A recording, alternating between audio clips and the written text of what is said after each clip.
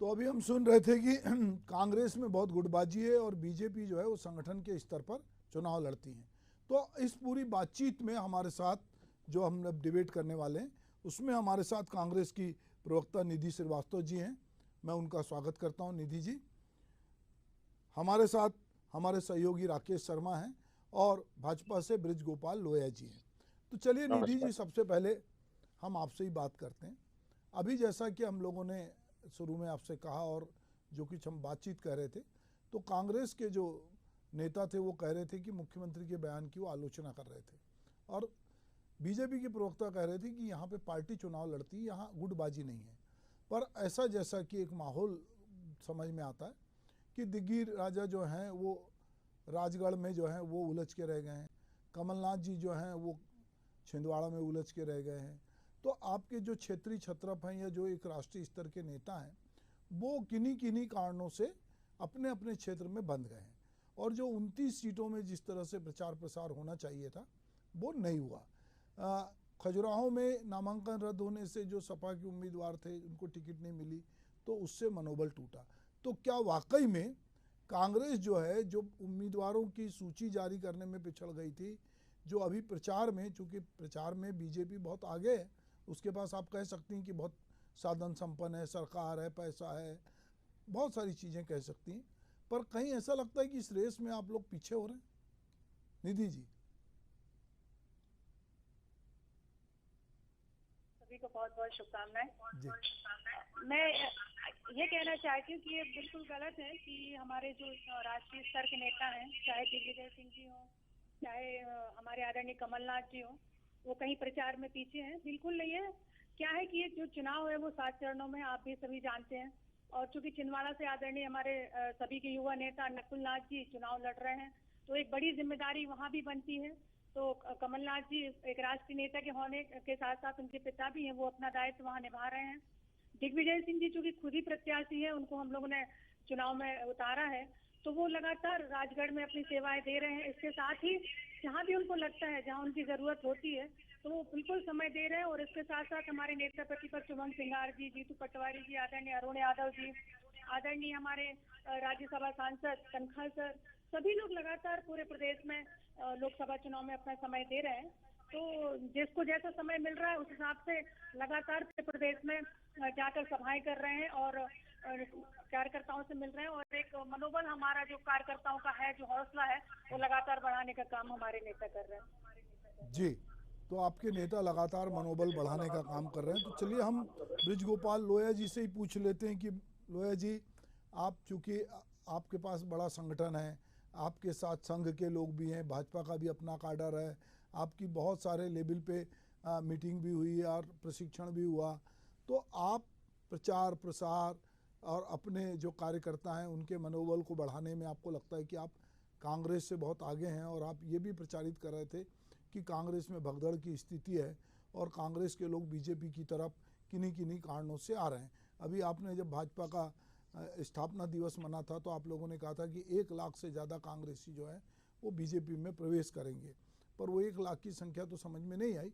बहरहाल आपका प्रचार प्रसार कांग्रेस की तुलना में आप ये मानते हैं कि आगे है।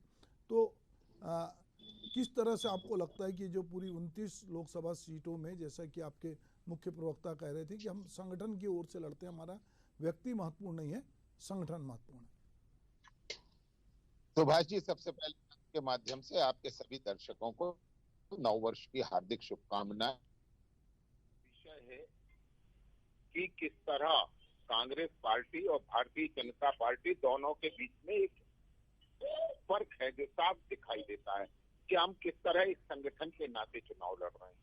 और केवल आज से नहीं लड़ रहे हैं, चुनाव घोषित नहीं हुआ था उसके पहले से लड़ रहे हैं। भारतीय जनता पार्टी ने प्रत्येक बूथ पर अपनी तैयारी की है। प्रत्याशी कौन होगा इससे भारतीय जनता पार्टी का कार्यकर्ता ज्यादा इत्तेफाक नहीं रखता है, क्योंकि वो एक विचार के लिए काम कर रहा है, वो एक संगठन के लिए काम कर रहा है, वो किसी व्यक्ति के लिए काम नहीं कर रहा। तो कांग्रेस में ये जो आप गुटबाजी की चर्चा कर रहे हैं, ये कोई नयापन नहीं है, ये कांग्रेस की अपनी संस्कृति है। इसी संस्कृति के साथ कांग्रेस पार्टी काम करती है। अभी बहन निधि जी कह रही थी, कमलनाथ जी इतने बड़े नेता हैं, वो मध्य प्रदेश के किसी क्षेत्र में नहीं जा रहे हैं। और कमलनाथ जी के चिरंजीव नकुलनाथ जी छिंदवाड़ा से चुनाव लड़ रहे हैं। वहां मध्य प्रदेश का कोई नेता नहीं जा रहा है उनका सहयोग करने। आपने अगर एक चित्र देखा होगा कि नकुलनाथ जी जब नामांकन जमा कर रहे थे तो उनके साथ 4 लोग थे। स्वयं नकुलनाथ जी थे, उनकी पत्नी प्रियानाथ थी, उनकी मां अलकानाथ थी और उनके पिता कमलनाथ थे। ये अपने आप में सिद्ध करता है कि किस तरह से कौन सा राजनीतिक दल काम करता है। यही भारतीय जनता पार्टी के उम्मीदवार हैं। उनके जब नामांकन जमा हुए तो माननीय प्रदेश अध्यक्ष जी थे, वहां पर हमारे जो प्रदेश के चुनाव प्रभारी है वो थे, कहीं सह प्रभारी थे, वहाँ माननीय मुख्यमंत्री जी थे। तो ये सब मिलकर दिखाई देता है, जनता देखती है ये सब बातों का। और एक बात और कहता हूँ कि दिग्विजय सिंह जी का सवाल है तो तीसरे चरण में चुनाव है और अपने आप को बड़ा नेता समझने वाले, अपने आप को बड़ा नेता कहने वाले कांग्रेस में भी बहुत लोग हैं जो उन्हें राष्ट्रीय नेता कहते हैं। ऐसे कैसे राष्ट्रीय नेता जो राजगढ़ से बाहर नहीं निकल पा रहे हैं, वहीं वहीं अपना काम देख रहे हैं। तो बड़ा दुर्भाग्यपूर्ण है कि कांग्रेस पार्टी किस तरह से काम करती है वो लोगों को दिखाई दे रहा है। और एक बात और कहूंगा, आपने अभी कहा था कि जिन लोगों ने ज्वाइन किया 1 लाख का हमने लक्ष्य रखा था, मगर वो 1 लाख का लक्ष्य तो हमने बहुत पहले पा लिया था। इसलिए हमने नया लक्ष्य तय किया कि 6 अप्रैल को हम एक और चरण इसका चलाएंगे। और उसके साथ आप इस समय देख रहे हैं कि किस तरह गैर राजनीतिक लोग भारतीय जनता पार्टी की तरफ आकर्षित हो रहे हैं। कांग्रेस के लोग हो रहे हैं, सपा के लोग हो रहे हैं, बसपा के हो रहे हैं, गौड़वाना गणतंत्र पार्टी के हो रहे हैं, अलग अलग दलों के हो रहे हैं। तो बड़ा विनम्र आग्रह ये है कि जनता देख रही है कि 29 के 29 सीटों पर मध्य प्रदेश में भारतीय जनता पार्टी चुनाव जीतने जा रही है। और उनके उम्मीदवार नहीं, ये भारतीय जनता पार्टी की विचारधारा और कार्यकर्ता वहां चुनाव जीतने जा रहा है। ये वो कार्यकर्ता है जिसने जनवरी और फरवरी के महीने में अपने अपने बूथ की तैयारी की थी, अपने बूथ पर कमल के निशान बनाए थे। कोई नेता हमारा कितना भी बड़ा नेता हो, उसे बूथ पर प्रवास करना था, उन्होंने बूथ पर प्रवास किया। प्रवास के दौरान उन्हें जिन जिन से मिलना था उन्होंने लोगों से संपर्क किया।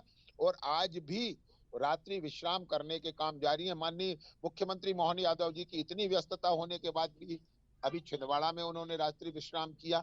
आप देख रहे हैं माननीय शिवराज जी ने अभी एक आदिवासी अंचल का गांव है प्रतापगढ़, वहां उन्होंने रात्रि विश्राम करने का काम किया। तो देखिए भारतीय जनता पार्टी जनता, जनता के सरोकार और जनता के मुद्दे उन पर काम करती है और उनकी बात करती है। इसलिए जनता भारतीय जनता पार्टी के साथ है। और जहां तक कांग्रेस का सवाल है, कांग्रेस अपने अस्तित्व की लड़ाई लड़ रही है, मगर कौन सी कांग्रेस, दिग्विजय सिंह की कांग्रेस, कमलनाथ की कांग्रेस या जीतू पटवारी की कांग्रेस, ये आने वाला वक्त तय करेगा। जी लोहिया जी, आप कह रहे हैं कि किसकी कांग्रेस, तो मुझे लगता है कि आप ही लोग बार बार ये कहते हैं कि जो कांग्रेस है वो नेहरू गांधी परिवार से बाहर नहीं निकलती है। तो कांग्रेस तो अभी भी मुझे लगता है कि गांधी नेहरू परिवार के आसपास ही होना चाहिए। पर आप पता कर रहे हैं कि जीतू पटवारी की कांग्रेस, तो दिग्विजय सिंह की कांग्रेस। पर इंटरनल डेमोक्रेसी कोई ख़राब बात तो नहीं है। मुझे लगता है कि पिछले 3 महीने से दिखाई दे रहा है कि किस तरह जीतू पटवारी जी ने कमलनाथ और दिग्विजय सिंह जी को हाशिए पर डाल दिया है। किस तरह अरुण यादव को चुनाव ना लड़े इसके लिए कांग्रेस ने पूरे यत्न किए हैं। तो ये जो पब्लिक है ये सब जाती है, ये सब देखती नहीं नहीं, आप इसको इस तरह भी तो कह सकते हैं कि जीतू पटवारी यंग हैं, तो अब ये जो लोग हैं जीरे, तो नई टीम को मौका मिल रहा है और ये कोई हाशिए पे नहीं। अगर हाशिए पे होते तो ये लोग। तो अंग्रेजी में अपन एक कहावत कहते हैं कि make new friends remember old, there are silver those are gold. क्या आप नए लोगों को लाकर पुराने लोगों को छोड़ देंगे, उन्हें तिरोहित कर देंगे क्या? किस तरह कमलनाथ जी पूरे देश के नेता कहे जाते थे और आज केवल छिंदवाड़ा लोकसभा के नेता हैं। किस तरह दिग्विजय सिंह जी पूरे देश में कहां कहां के राज्यों के प्रभारी महासचिव रहे और आज अपनी केवल खुद की लोकसभा के बाहर नहीं निकल पा रहे हैं। ये दिखाता है कि ये जो चेहरे थे वो वास्तव में इनका स्तर केवल इनकी लोकसभा था, ये वास्तव में राष्ट्रीय या प्रदेश के नेता नहीं थे। अच्छा चलिए निधि जी, लोहिया जी बड़ी बात कह रहे हैं कि कमलनाथ प्रदेश के नेता नहीं रहे,